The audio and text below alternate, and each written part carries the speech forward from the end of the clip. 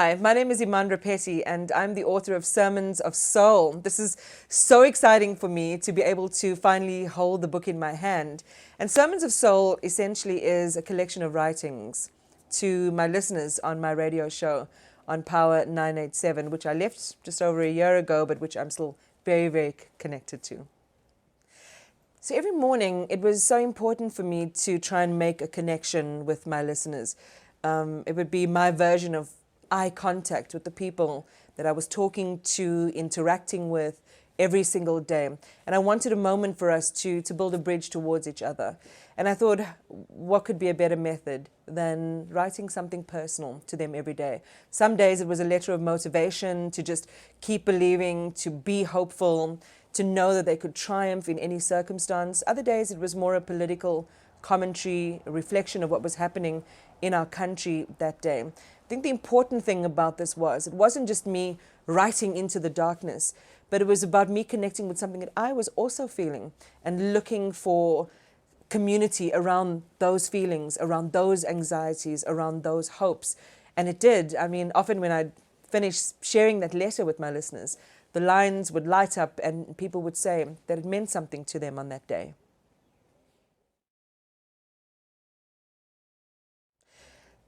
Lockdown, COVID-19, these are almost alien words that have created alien realities in our country, not just in South Africa actually, but around the world. Everyone's just feeling so disorientated, I think a little bit bewildered, because how do you cope with a world where you are suddenly so insulated? How do you cope with a world where it is dangerous to hug a family member that lives away from you, where you can't be with your family, where you can't be with your friends in your community?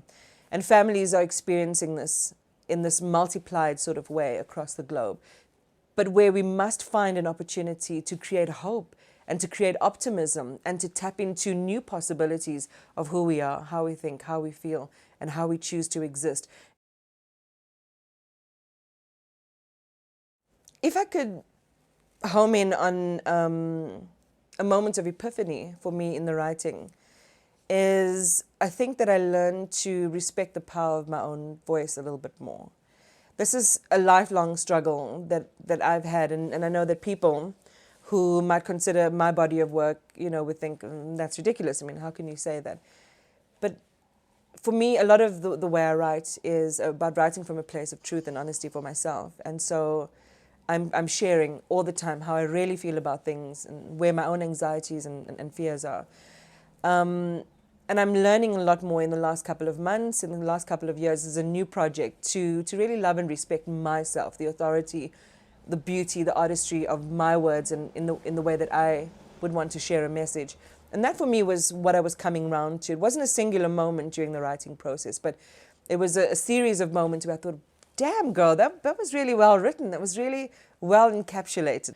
That maybe you would find some resonance in those messages, especially when it comes to kind of holding the line and keeping your own fire of curiosity, your own passions, your own dreams, your sense of adventure alive. If those things are fertilized and are reignited through reading my book, that for me would be an absolute accomplishment. And one can only hope that it happens. It is so important for me to reflect on themes like revolution, on peace and on justice, because all of it makes up a really important part of our lives every single day. I mean, too often, especially in our context as South Africans, history is a sepia-tinged photograph that we pull out on days when we memorialize June 16th or the passing of a fallen comrade or a struggle icon. And in my belief, it shouldn't be like that. Their struggles are more than just moments to memorialize, but opportunities for us to connect to their thinking, their points of view, a body of work that they've given their lives putting together to imbue our lives every single day, so that we make sure that if we're able to live okay, what is the state of our neighbor? Are they able to live okay? And what does it require of me to make sure that I can assist in creating and helping co-create that reality for another person who doesn't have the same privilege, doesn't have the same access as me? And so these are not just marquee moments or, things that we can talk about and then forget about and move on. These are things I think that we need to weave into the tapestry of our lived experience every single day, so that we live in a state of deeper and heightened gratitude, I think, for all the things that we have, which are built through the blood, the literal blood, sweat, tears, and sacrifice of people who went before us.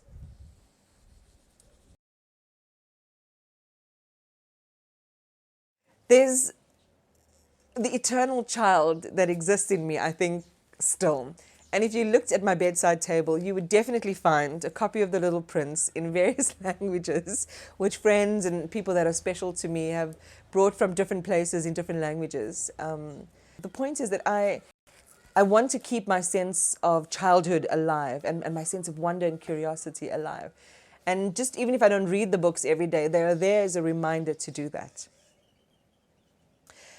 The three attributes of children that I think we should spend a lot more time nurturing are the attributes of spontaneity, because kids see no problem in, having dinner now and then taking a long drive in the next instance, or having dessert before dinner, or doing things in a way that is driven by their passion. So spontaneity is something I think we should definitely try and preserve, because as you get older, you become a lot more practical. And who's got time for practicality? And practicality always stands in the way of adventure. I would say curiosity. Children are deeply curious about everything. I mean, when my kids were growing up, the questions of why would literally be like pebbles against my window pane. They were constant and irritating, but they were so beautiful because they wanted to know everything about the smallest detail. Why does a candle burn? What does that mean? Why do the stars come out at night? What is the color of the sky? And we, again, abandon that curiosity to, again, a sense of practicality. I think that practicality is, it's useful and it's needed, but it really is the death of creativity and the death of our spirit as human beings and as adults particularly. And the third thing I would say is humor. Kids are so funny. They say what's on their minds. They haven't practiced the art of duplicity. They won't tell you something they don't honestly believe. And I wish we could just bottle that and dispense that at will.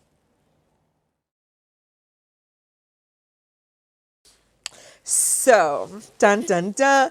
All right. So the book is arranged according to different themes. And I think it was important to do that. I didn't set out when I was writing these letters to my listeners to speak along certain themes. But isn't it so interesting how they sort of coalesced together and they met along a certain vein? So keeping your spirit light, it's heavy out there, for example, is just about speaking to people and reaching into their existence and wherever they are in life, and just letting them know that a lot of us experience real trauma and hardship and moments that we feel create a cul-de-sac existence for us. We can never go somewhere new, experience anything new. And this is about saying, just give it a try. There's a possibility, there's another route, there's a possibility, there's another way. Give it a try. The elixirs of feeling and fantasy. I'm a very emotional person. I'm very practical and I can be very, very scientific. But emotion and heart and passion and feeling are so much a part of who I am as well. And this is about creating a space for that to thrive and to grow and to be shared in the world in exponential ways. So that was really, and I think maybe just to message the final one, which I think is powerful. There is no savior, only you. In our entire society, we look for people who can be our lodestars, intellectually, politically, great revolutionaries who we take inspiration from. And that's great, because I think it's important that as a collective human experience, we tap into how other people lived and how they were able to create magic and miracles where they were.